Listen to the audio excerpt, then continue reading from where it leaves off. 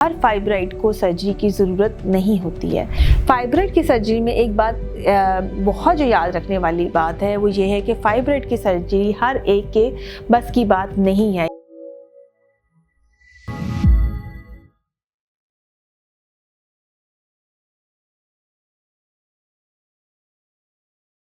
Fibroid जो है वो यूट्रस की रसौली को कहा जाता है और ये यूट्रस की ये रसौली जो होती है ये कैंसर नहीं होती है, ये बेनाइन होती है।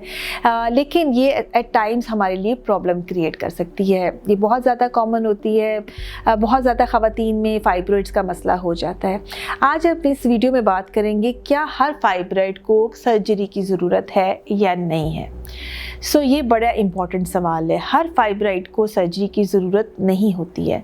फाइब्राइड की बहुत सारी किस्में होती हैं। कुछ फाइब्राइड यूट्रस के बाहर होते हैं, कुछ यूट्रस की वॉल में और कुछ अंदर की तरफ होते हैं। जो फाइब्राइड्स आपको प्रॉब्लम क्रिएट नहीं कर रहे होते अमूमन उनको हम किसी इलाज के लिए नहीं कहते हैं।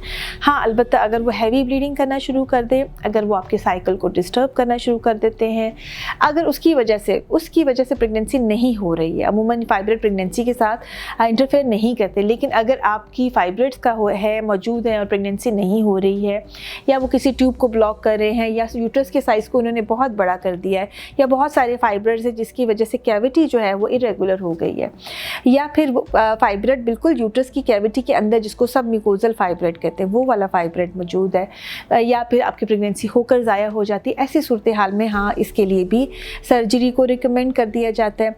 या फाइब्राइड का साइज़ इतना बड़ा हो गया है कि वो विजिबल होना शुरू हो गया, पेट में आपको महसूस होना शुरू हो गया और आपको ये डर है कि अगर इसके साथ प्रेगनेंसी होती है हाँ तो वो बहुत ज़्यादा कॉम्प्लिकेट हो जाएगी, या फिर वैसे ही फाइब्राइड का साइज़ कंटिन्यूसली आपने रिपीटेड स्कैन करवा रहे और वो बढ़ता जा रहा है। ऐसी सूरत हाल में हाँ फाइब्राइड्स को अमूमन जो 5 से 7 सेंटीमीटर के फाइब्राइड से बढ़ जाता है साइज़, उसमें अगर वो फाइब्राइड नहीं भी आपको तंग करे तो वो पेट में महसूस होना शुरू हो जाता है और प्रॉब्लम क्रिएट करना शुरू कर जाता है, जैसे कि आपके मसाने पे प्रेशर डालना शुरू कर देता है, या स्टूल वाली जगह पे प्रेशर डालना शुरू कर देता है, पेशेंट को कॉन्स्टिपेशन की शिकायत रहना शुरू हो जाती है।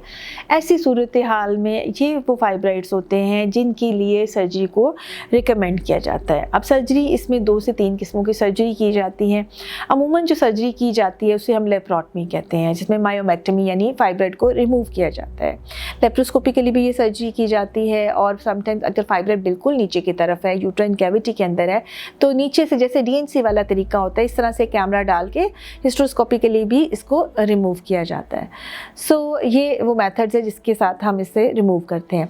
फाइब्राइड की सर्जरी में एक बात बहुत जो याद रखने वाली बात है वो ये है कि फाइब्राइड की सर्जरी हर एक के बस की बात नहीं है। ये बात मैं बहुत क्लियरली कर दूं कि लोग फाइब्राइड की सर्जरी के लिए पेशेंट को खोलते हैं, वो ओपन करते हैं, फिर जब उन्हें यूट्रस की कैविटी की समझ नहीं आती है या उन्हें बहुत ज़्यादा फाइब्राइड्स नज़र आते हैं और उन्हें इस बात की नहीं समझ आती है कि इस फाइब्राइड्स को किस तरह से हमने दोबारा निकाल कर जो है यूट्रस की शेप को दोबारा कैसे बनाना है, तो पेशेंट को यूट्रस के रिमूवल का मशवरा देते हैं। ज़्यादातर जो सर्जरीज में ये पॉसिबल होता है कि हम फाइब्राइड्स को निकाल के यूट्रस को सेव कर सकते हैं।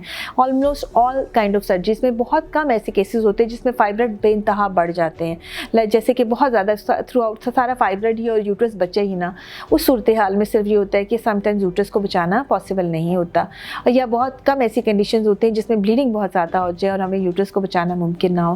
ज़्यादातर केसेस में फाइब्राइड वाले केस में यूट्रस को बचाना मुमकिन है अगर आप एक ट्रेंड गायनेकोलॉजिस्ट के पास जाते हैं। फिर अगेन मैं कहूँगी ट्रेंड गायनेकोलॉजिस्ट के पास जाते हैं तो वो उसको जिसको एनाटमी की समझ होती है वो सिर्फ फाइब्राइड्स को रिमूव करता है। आपकी कैविटी को जिसमें आगे से फ्यूचर में पीरियड्स आते हैं और जिसमें बच्चा होना होता है उसको सेव करते हुए यूट्रस को दोबारा से बना देते हैं और ये यूट्रस रिमूव करने की नौबत नहीं आती है।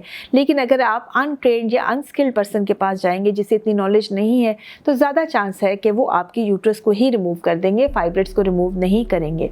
तो ये यूट्रस से रिमूव करने से ज़्यादा इंपॉर्टेंट और कह लें कि टेक्निकल सर्जरी होती है जो हर एक के बस की बात नहीं होती। इसके लिए बड़ा ज़रूरी है कि जब आप फाइब्राइड की सर्जरी के लिए डॉक्टर को सिलेक्ट करें तो मेक श्योर करें कि उसका एक एक्सपीरियंस है फाइब्राइड्स की सर्जरी का। ना बहुत सारा ख्याल रखिएगा, इस बात पर ध्यान दीजिएगा और दुआओं में याद रखिएगा।